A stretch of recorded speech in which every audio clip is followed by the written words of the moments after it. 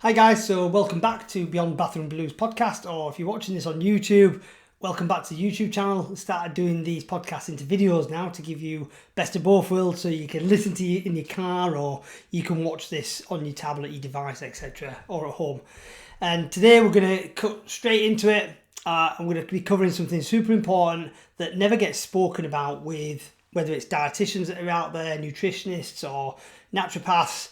Everybody focuses on the gut health with IBS. They focus on the supplements or the medications and everything, and they never talk about what I'm going to cover today to do with mindset, how we think, because obviously your thoughts determine everything. Your thoughts are absolutely everything. What we think about continuously is the person we become, etc.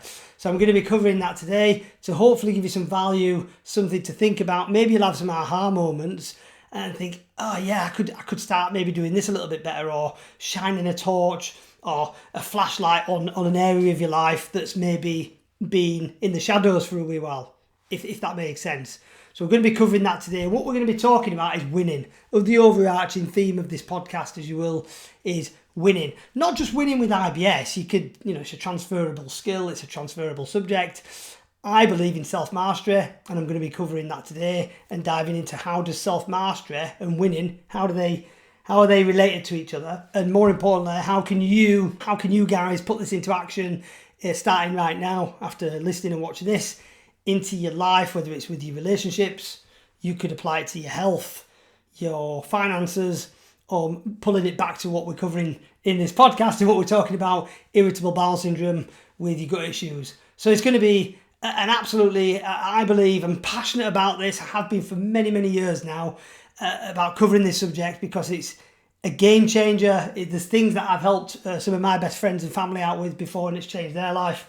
And I'm sure there's people watching this. I've had emails and it's helped the listener out as well. So I want to share this with you today. But before I do, it's like, if you're new to this channel, or you're like, who's this crazy cat in a rap t-shirt stood in his office?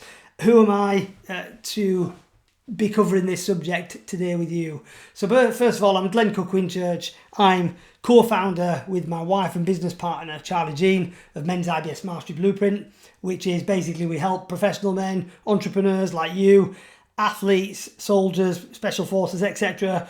with IBS go from wherever they are with IBS, in pain, suck, it's crap, it's rubbish, to getting what we call IBS mastery, symptoms dialed in, life back on track, able to crush those goals, go forward and kick ass in life in about 6 to 8 weeks. But more importantly, pulling it back to this podcast today and the theme of self-mastery and wisdom.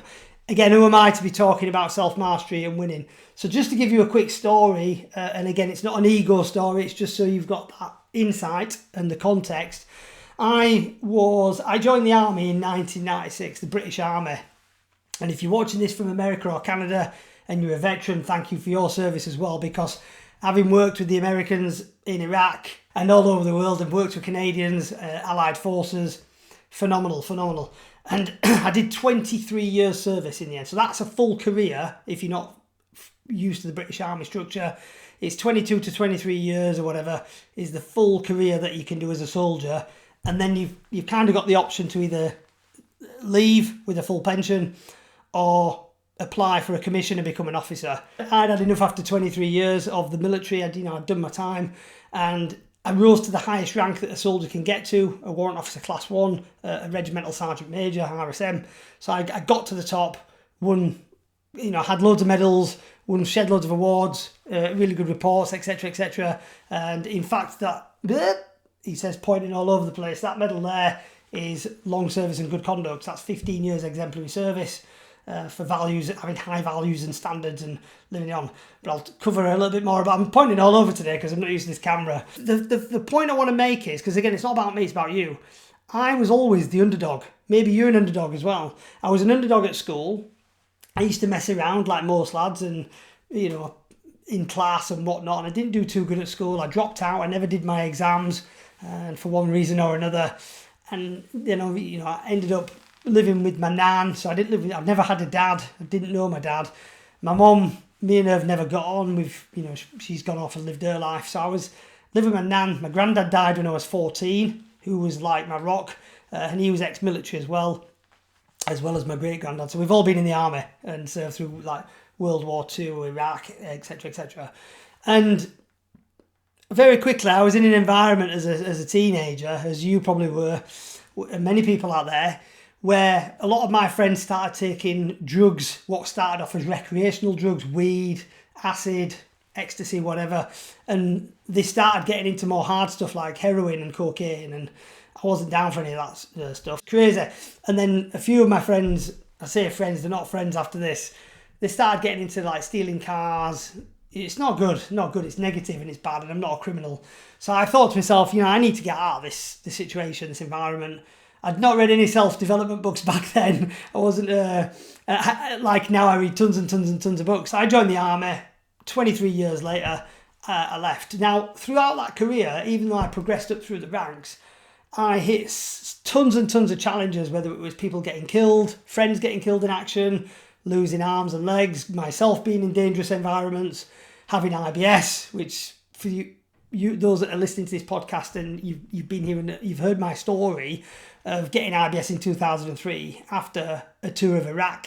And from that point moving forwards, I had, at the time undiagnosed, gut issues which gradually got worse and worse, diarrhea, bloating, flare-ups, some days not being able to go into work. Almost, in fact, I had one or two times in the army being on a run, and I've literally had an accident. It's really bad. So being in the trenches in the military, literally, and being in the trenches with IBS from around 2003, 2004 onwards. So I get it. And throughout all of that, I still managed. It was difficult to see my 3 children because I'm divorced. So I went through a horrific divorce as well. And get to where, to up the rankings, run up the ladder. For a period of time as well in the military for about 5 years. I did specialist duties, not special forces, but specialist duties. It's like an internal thing where I became a sort of advisory role for senior officers with live firing, ammunition, explosives, etc. training. I did that for a 5-year period. So the point I want to make is, no matter how things are in life, you've always got the opportunity to do well if you put your mind to it and your body into it and throw yourself forward.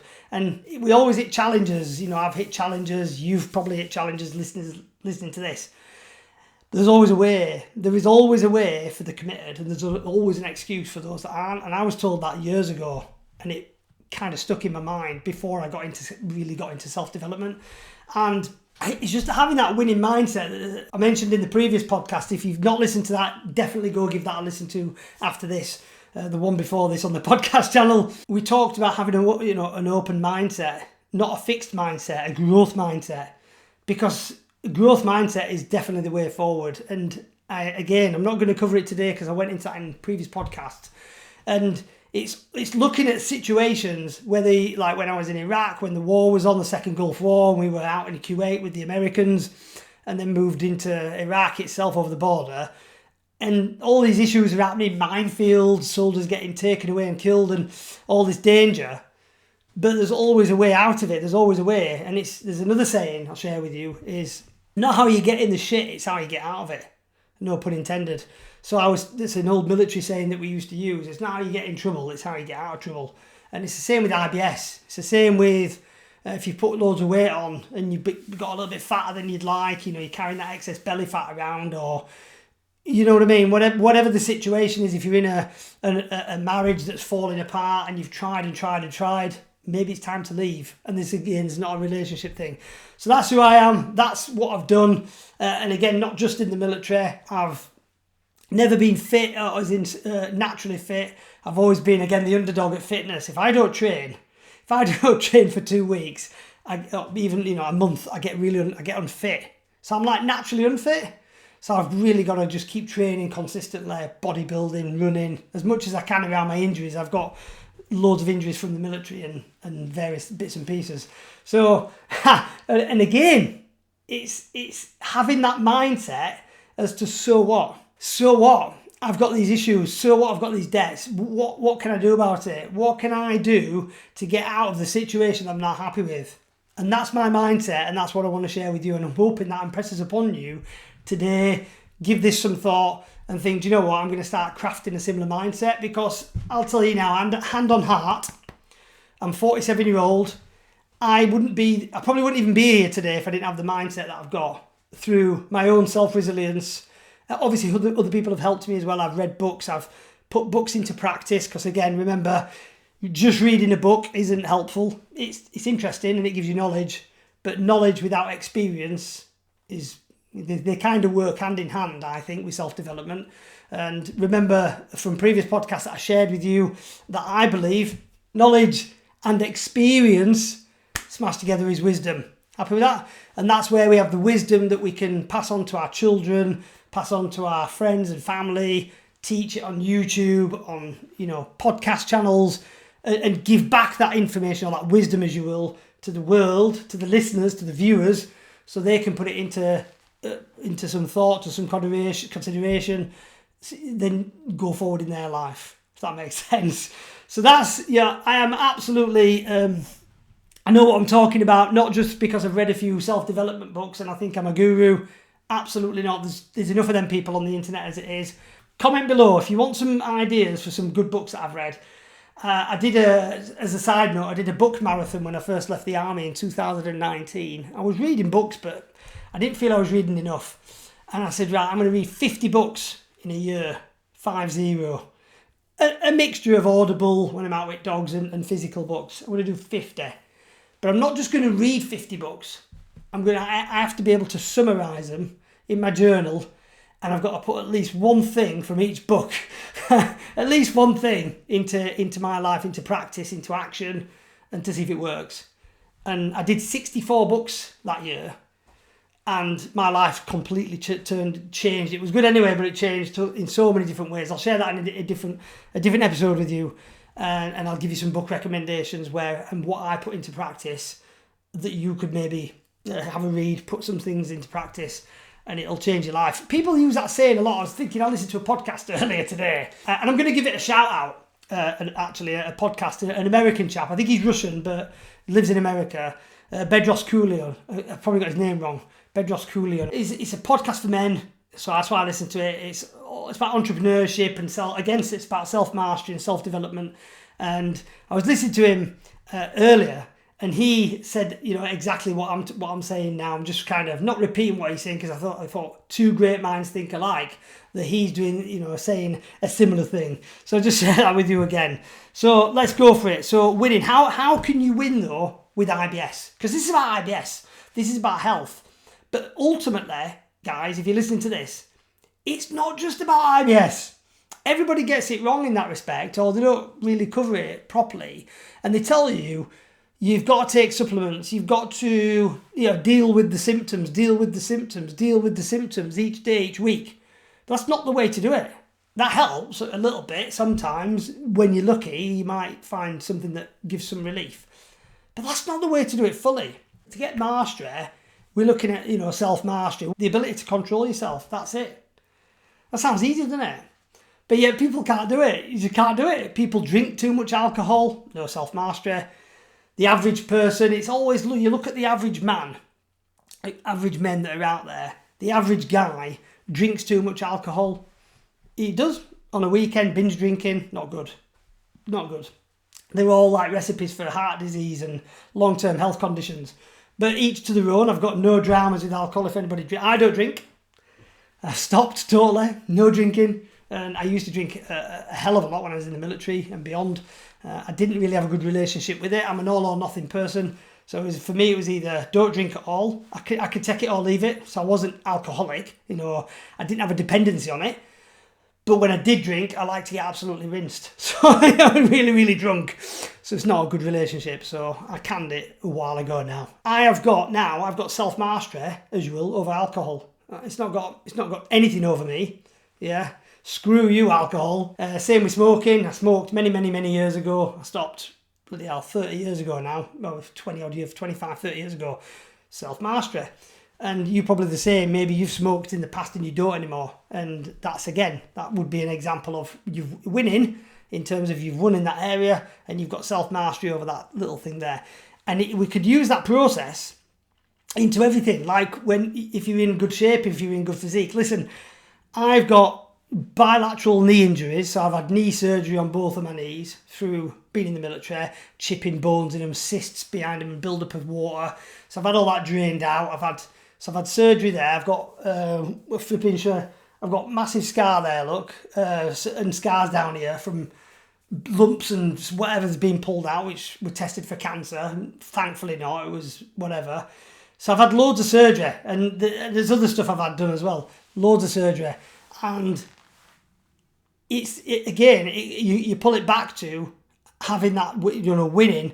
Do I let that get to me, or do I use that as an excuse and become like victim mindset? And it's the same with IBS. It's the same with anything. Do we fall into the victim mindset of, I've had knee surgery now. I'm on crutches. I'm just going to get fat and lazy. I'm just going to sack it. I can't train. I can't. I'm just going to eat loads of rubbish and not train or exercise because I'm injured. I'm poorly. Or do we do the so what method, what I said before? So what? It's a shame. It's not my fault that I've got these knackered knees. It's not my fault, but it is my problem. I've got these knackered knees, or for now, what can I do about it? How can I train around the injuries or the issue, the challenge that I'm faced with? And it's the same for you if you listen to this, guys. What can you do? So having IBS is not your fault. It's not your fault, because getting IBS, they don't know the exact reasons of how or why people get IBS, but there is arrows that point towards, and indicate towards trauma, gut conditions like diarrhea and vomiting, and all these issues. So trauma's a big one, isn't it? They reckon a lot of soldiers that have had veterans post-traumatic stress disorder, PTSD, could potentially be at risk of IBS. So there's got to be an element of truth in that for me, because again, my own story, for those that have heard it before, forgive me, I'm going to repeat it anyway for those that haven't. So in Iraq, 2003, I contracted a severe case of diarrhea and vomiting, DNV. I was in bits for about a week, constantly. Like, I was shitting myself, throwing up everywhere, along with all the other soldiers in my section. I was a section commander, and a lot of my guys were the same. So it seems to be from that point, and I saw a couple of horrific things out there as well, as you can imagine, that ended up, I guess, etching themselves into my subconscious brain, which I think is an element, of PTSD, and started coming out in nightmares and stuff later down the line, and affecting me later down the line, which I've sorted out. I've had CBT, for which I've shared before with you all. And again, self-mastery. We keep pulling it back to this thing is, it's not my fault, and it's not your fault if you listen to this and you've got IBS. Perhaps you're overweight, perhaps you're underweight, or you have got a marriage that's on the rocks. Maybe your relationship's falling apart, and sometimes it is your fault, but it's not. It's your problem, though. It's a problem that you can deal with to move forward, good or bad. And it's something, if you're a dad like I am, and I've got 4 kids, 3 of which are growing up, then as and when I get around to speaking to them, and my littlest now is something that I teach, and pass on to them, because it's wisdom. I've learned it through experience, through knowledge and experience. Yeah, this works, that doesn't, and it becomes that wisdom that we need to pass on. So what is IBS is not your fault, and that's because the thing that I'm trying to get across here is I've accepted that, and that's the first thing that you've got to do with anything, is accept it. You don't have to be happy with it, but you've got to accept it, because here's the thing: if you don't accept something, you've got 2 options. You either accept it and move on, or you don't accept it. But if you don't accept it, what you've got to ask yourself is, well, what kind of person do I become if I can't accept my gut condition, IBS?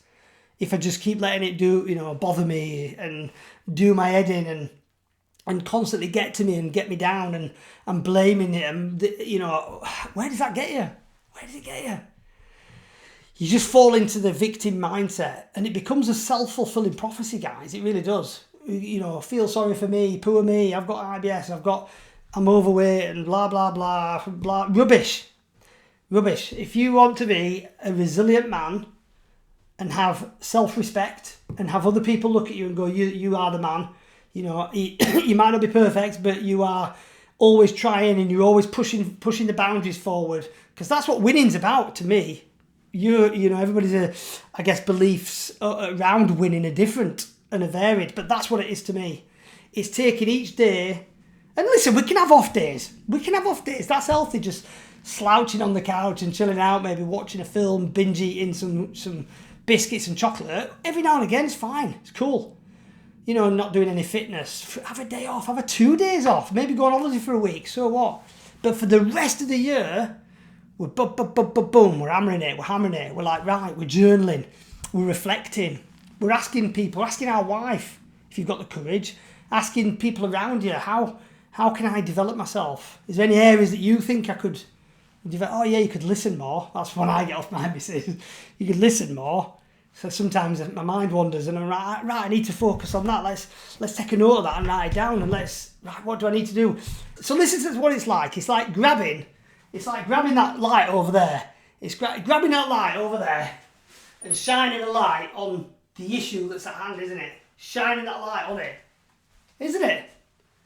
Shining a light on the issue and then going, right, what can I do about it? What is this area? Is it IBS? I've got IBS, right. What can I do about it? It's not my fault, but it is my problem moving forwards. How can I win? How can I get self-mastery and dominate this plague blooming IBS thing? Because it's horrible being there. It's yuck. So how can I turn that around? What things can I do? What person do I become by having IBS mastery, self-mastery? What person can I become? What other areas of my life benefit? Who else benefits from me having self-mastery? Who else benefits, as well as myself, from having amazing fitness? And you don't need to be some blooming Michael Jordan or, athlete, Olympic runner that's going to go for an Olympic gold. But it's just each day moving forward. How do I keep myself in shape? So how do I master that bit?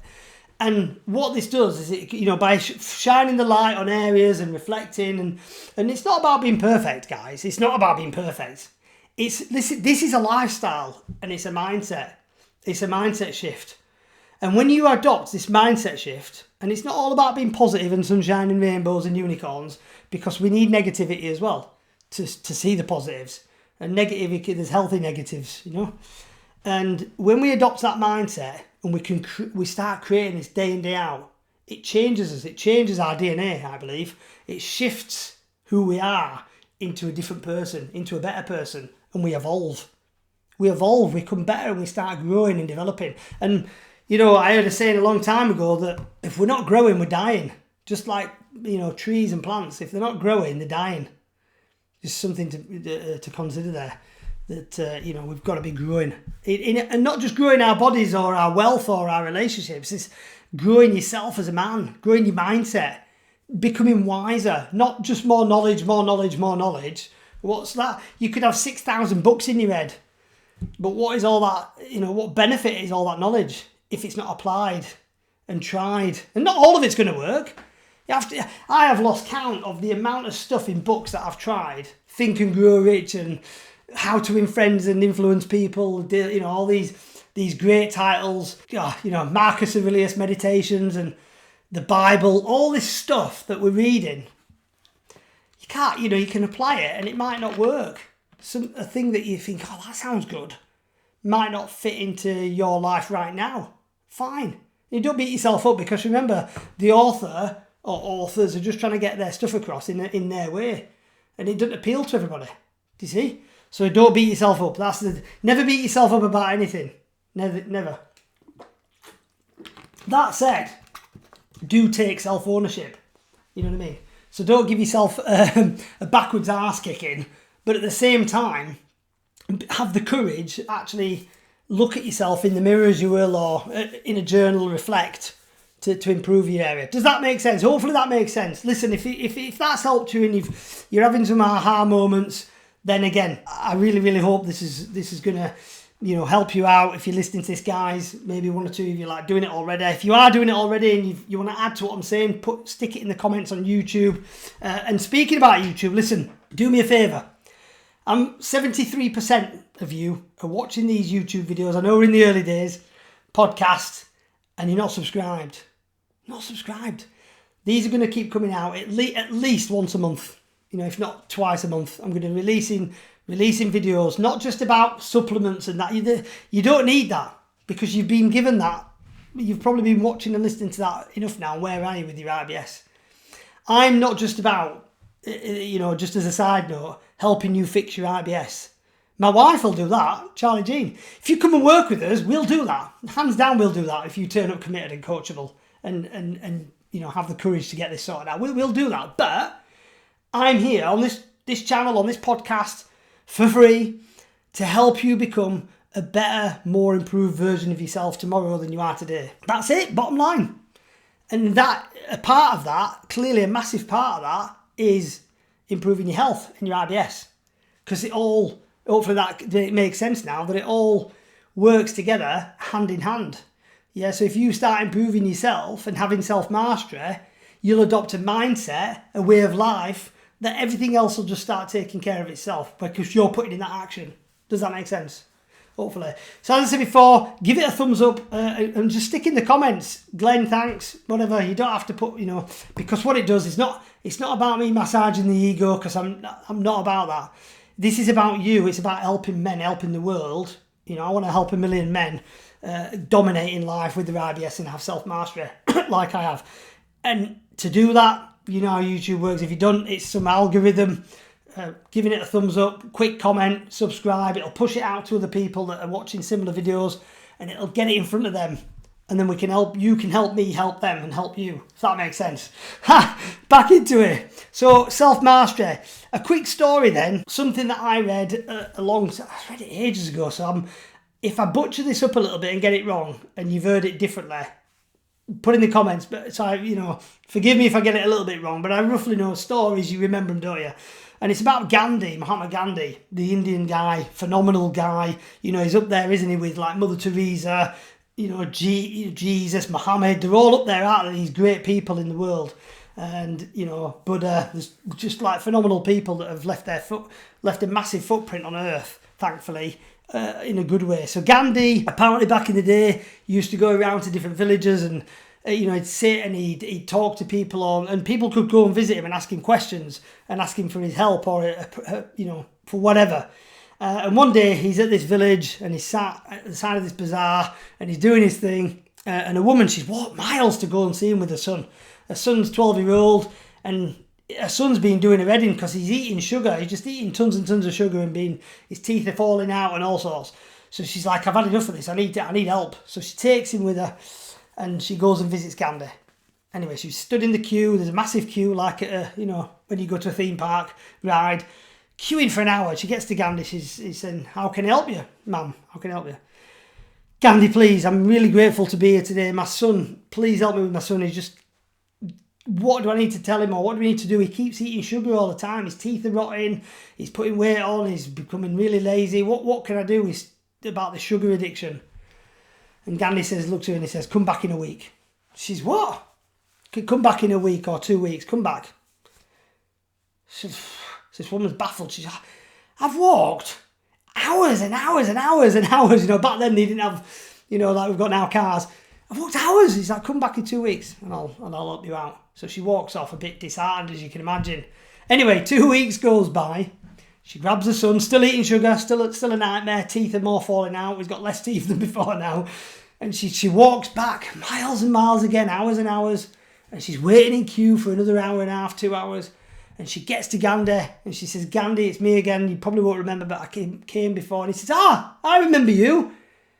Yep, I remember the problem as well. And he looked at the boy in the eyes and he says, listen to me, young man. Stop eating sugar. Stop eating sugar.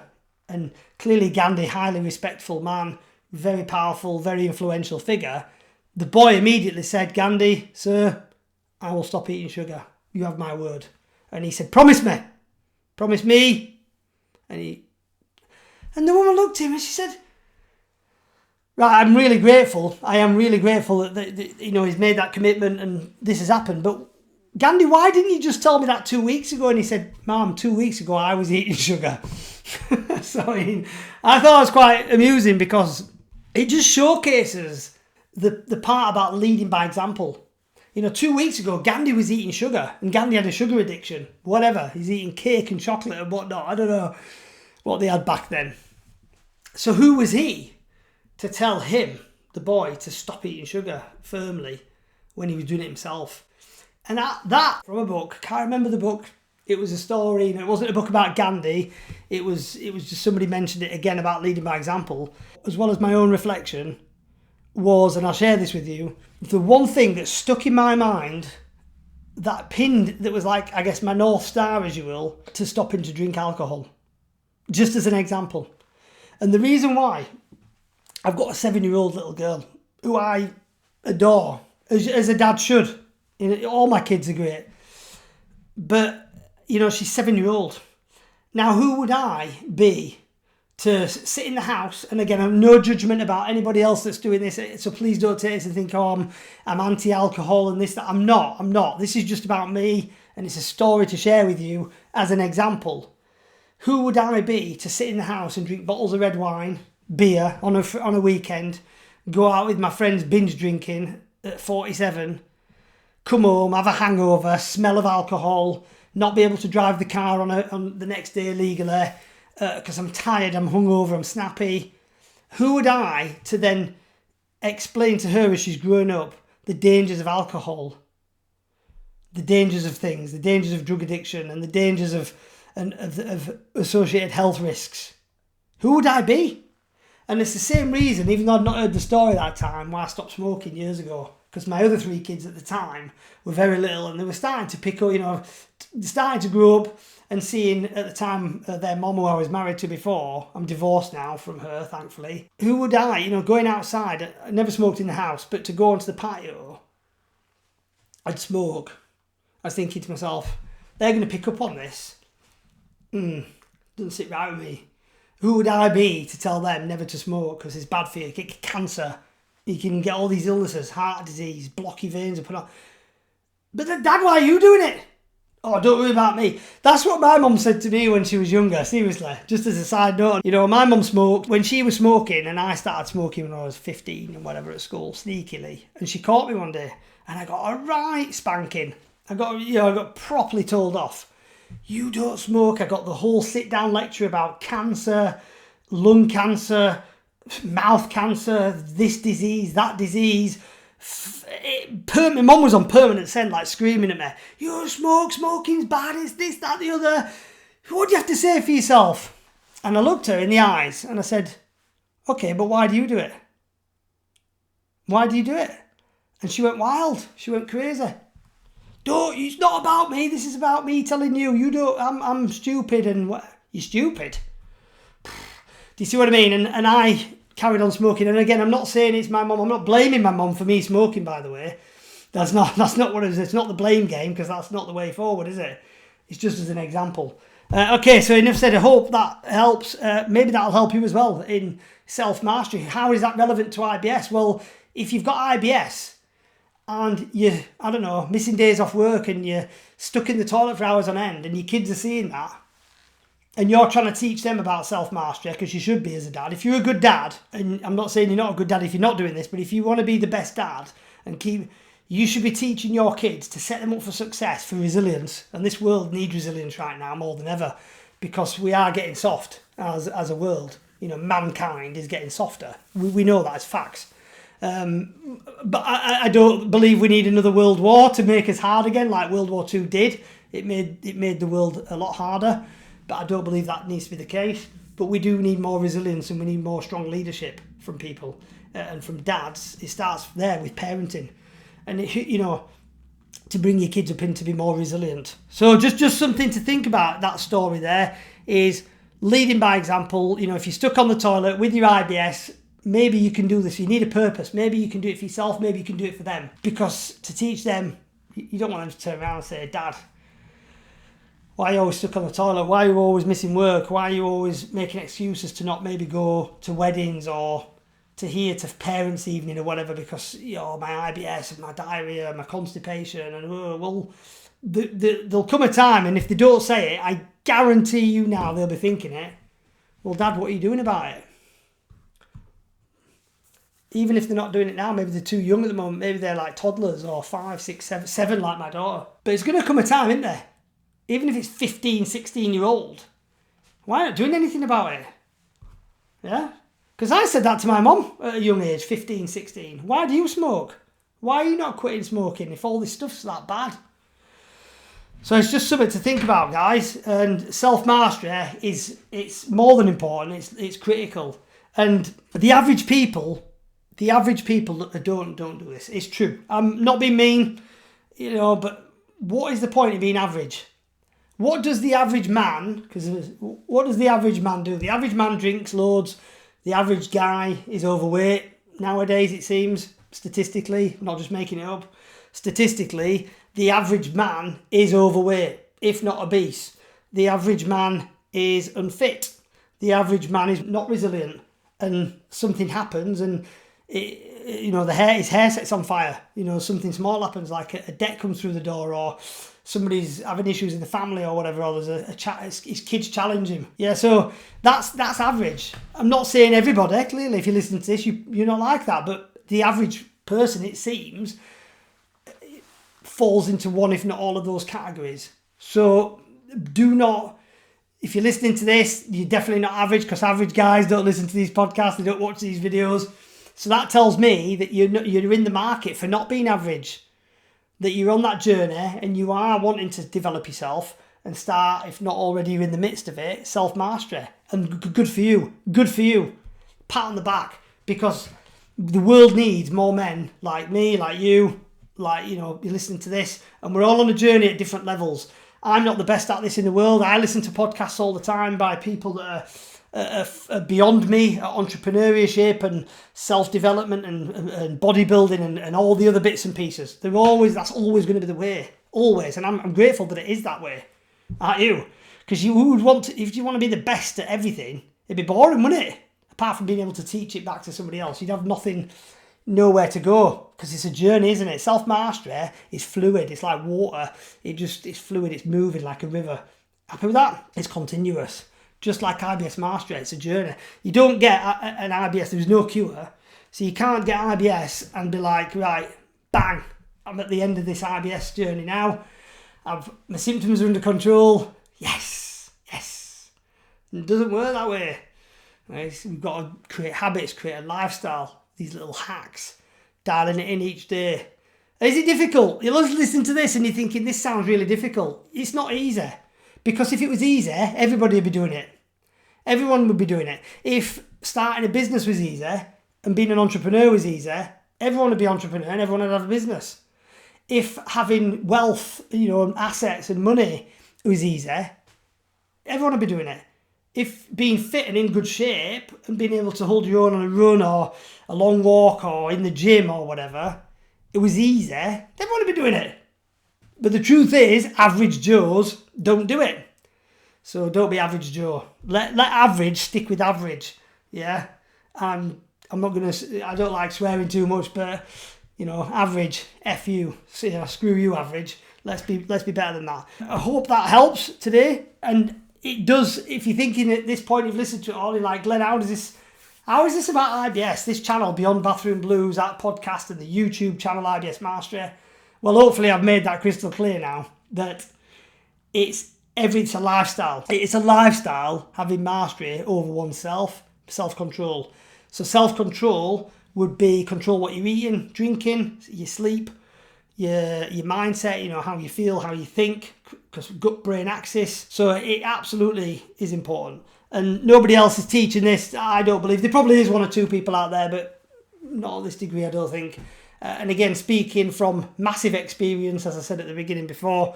And as I said before, if you like this video, if there's any aha moments, if you've got any questions, please put in the comments. I check every now and again, and I will check. I've turned my alert button on, so if there is a question comes in, I can answer it as quickly as I can about this video or anything that I've shared today. I like debates, but keep it healthy, keep it positive. So if you've got anything to add to it, or you don't agree with a certain thing, then let's discuss that. Put it in the comments. But hey, don't be the troll. That's because if you are, I won't reply to that, and I'll just whatever move on because there's no need for it.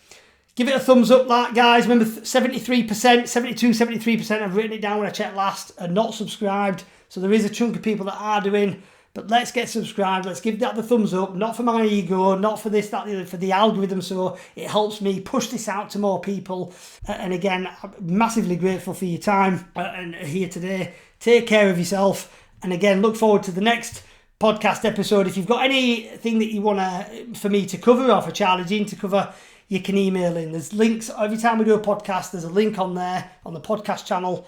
You can send it in there to hello@mensibsmastery.com. hello@mensibsmastery.com. Forward to, as I said before, I'm a man of my word. I'm going to write it down in a second. I will do a video in the very near future, and I'm going to share with you, not through affiliation, so there'll be no like money attached to it. A handful of books, probably 3 to 4 books that have been a massive game changer for me, that I think could help you. So I'll go through all the ones that I think are good, and I'll get the best, what I think are the best 3 for you. And if you've read them, claim in, and we'll discuss. Okay, that's enough from me. 40 minutes or whatever your time. Hope it's been valuable. Take care. Wish you nothing but the best. Bye-bye.